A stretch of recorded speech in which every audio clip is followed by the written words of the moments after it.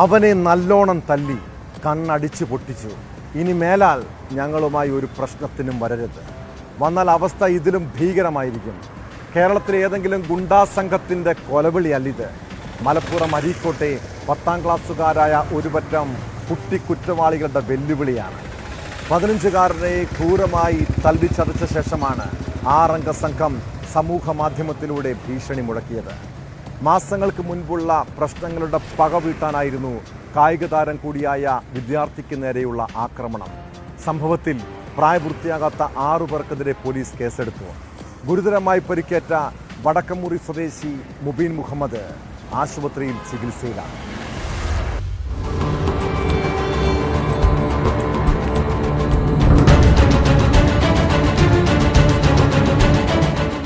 Malappuram Moorkanad higher secondary school 10ാം class വിദ്യാർത്ഥി വടക്കുംമുറി സ്വദേശി മുബീൻ മുഹമ്മദിനാണ് ഗുരുതര മർദ്ദനമേറ്റത്.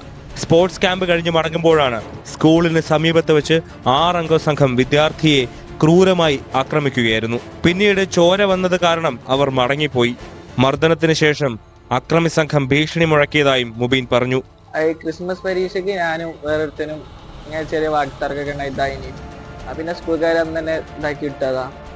പിന്നെ ഞാൻ സ്കൂളിന് സ്പോർട്സിന് ക്യാമ്പയിന് ഇന്നലെ വരുമ്പോൾ കുറച്ച് ചെക്കന്മാർ ഒരു 6 ആൾക്കാരെ കൊണ്ടുവന്നിട്ട് അടിച്ചതാണ്. ആദ്യം വേറെ സ്ഥലത്തേക്ക് വിളിച്ചു. അതിൽ ഞാൻ അങ്ങോട്ടൊന്നും ഇല്ല, ഞാൻ അതിൽ കൂടെ പോലെയാണ്. അപ്പോൾ ആളില്ലാത്ത സ്ഥലത്തെത്തിയപ്പോൾ കല്ലെടുത്ത് കിട്ടി. പിന്നെ തലമേലുണ്ട്, തലയിലേക്കില്ല, അങ്ങനെയൊക്കെ അടിച്ച് കുറേ ആൾക്കാരൊന്നും അടിച്ചു. കണ്ണിനും മുഖത്തും തലയ്ക്കും പരിക്കേറ്റ് മുബീൻ അരീക്കോട് താലൂക്ക് ആശുപത്രിയിൽ ചികിത്സയിലാണ്. ഇനി മേലാൽ ഞങ്ങളുമായി ഒരു പ്രശ്നത്തിന് വരരുത്, വന്നാൽ നിന്റെ അവസ്ഥ ഇതിലും ഭീകരമായിരിക്കും എന്നായിരുന്നു ഭീഷണി. മർദ്ദിച്ചതിന് ശേഷം അവനെ നല്ലോണം തല്ലി കണ്ണടിച്ച് പൊട്ടിച്ചു എന്നൊക്കെ പറയുന്ന വോയിസ് ക്ലിപ്പും പുറത്തിറങ്ങി.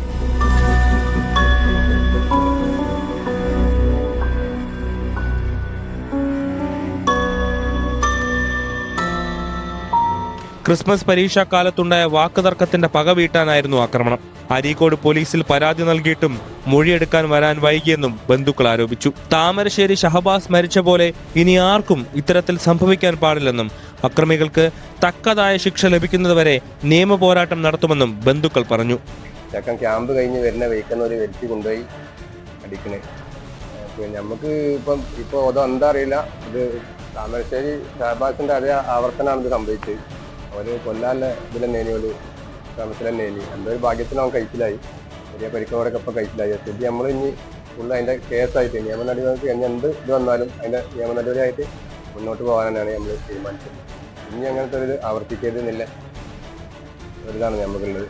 വിദ്യാർത്ഥിയെ ആക്രമിച്ച് ഗുരുതര പരിക്കേൽപ്പിച്ച 6 അംഗ സംഘത്തിനെതിരെ കേസെടുത്തിട്ടുണ്ട്.